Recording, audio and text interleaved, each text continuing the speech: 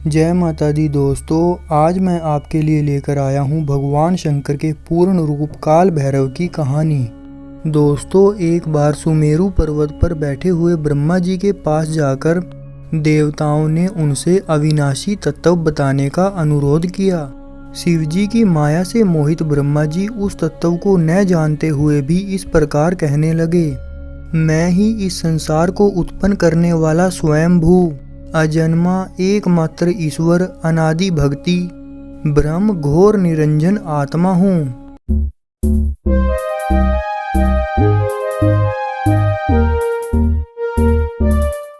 मैं ही प्रवृत्ति और निवृत्ति का मूलाधार सर्वलीन पूर्ण ब्रह्म हूँ। ब्रह्मा जी के ऐसा कहने पर मुनि मंडली में विद्यमान विष्णु जी ने उन्हें समझाते हुए कहा कि मेरी आज्ञा से जो तुम सृष्टि के रचयिता बने हो, मेरा अनादर करके तुम प्रभुत्व की बात कैसे कर रहे हो। इस प्रकार ब्रह्मा और विष्णु अपना अपना प्रभुत्व स्थापित करने लगे और अपने पक्ष के समर्थन में शास्त्र वाक्य उद्धृत करने लगे।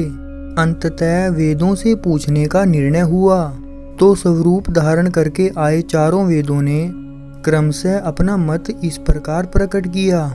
सबसे पहले ऋग्वेद ने अपना मत देते हुए कहा, जिसके भीतर समस्त भूत निहित हैं तथा जिससे सब कुछ प्रवत होता है और जिसे परमात्व कहा जाता है, वह एक रुद्र रूप ही है। उसके बाद यजुर्वेद ने अपना मत रखते हुए कहा, जिसके द्वारा हम वेद भी प्रमाणित होते हैं तथा जो ईश्वर के संपूर्ण यज्ञों तथा योगों से भजन किया जाता है, सबका दृष्टा वह एक शिव ही है।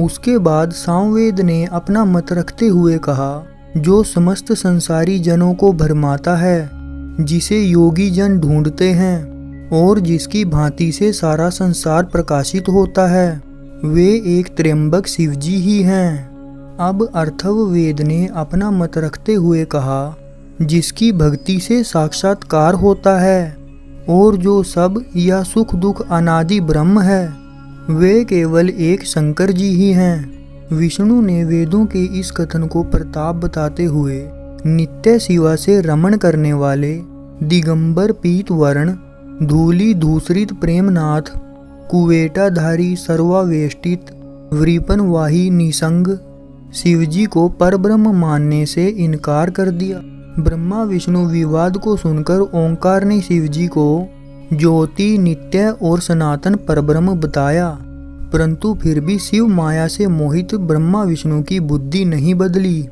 उस समय उन दोनों के मध्य आदि अंत रहित एक ऐसी ज्योति उत्पन्न हुई कि उससे ब्रह्मा का पंचम सिर जलने लगा।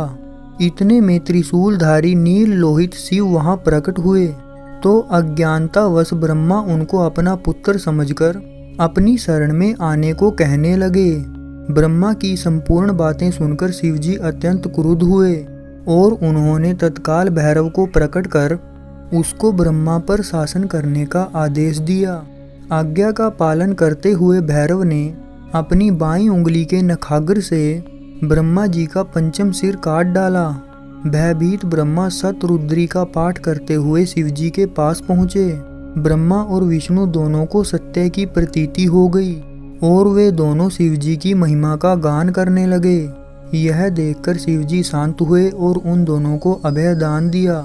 इसके उपरांत शिवजी ने उसके भीषण होने के कारण भैरव और काल को भी भयभीत करने वाला होने के कारण काल भैरव तथा भक्तों के पापों को तत्काल नष्ट करने वाला होने के कारण पाप भक्षक नाम देकर उसे काशीपुरी का अधिपति बना दिया। फिर कहा कि भैरव, तुम इन ब्रह्मा विष्णु को मानते हुए ब्रह्मा के कपाल को धारण करके इसी के आश्रय से भिक्षावृत्ति करते हुए वाराणसी में चले जाओ। वहां उस नगरी के प्रभाव से तुम ब्रह्म हत्या के पाप से मुक्त हो जाओगे। शिवजी की आज्ञा से भैरव हाथ में कपाल लेकर ज्यों ही काशी की ओर चले, ब्रह्म हत्या उनके पीछे पीछे हो चली। विष्णु जी ने उनकी स्तुति करते हुए उनसे अपने को उनकी माया से मोहित न होने का वरदान मांगा। विष्णु जी ने ब्रह्म हत्या के भैरव जी का पीछा करने का कारण पूछना चाहा तो ब्रह्म हत्या ने बताया कि वह तो अपने आप को पवित्र एवं मुक्त होने के लिए भैरव का अनुसरण कर रही है। भैरव जी ज्यों ही काशी पहुँचे, उनके हाथ से चिमटा और कपाल छूटकर धरती पर गिर गया और तब से उस स्थान का नाम कपाल मोचन तीर्थ पड़ गया।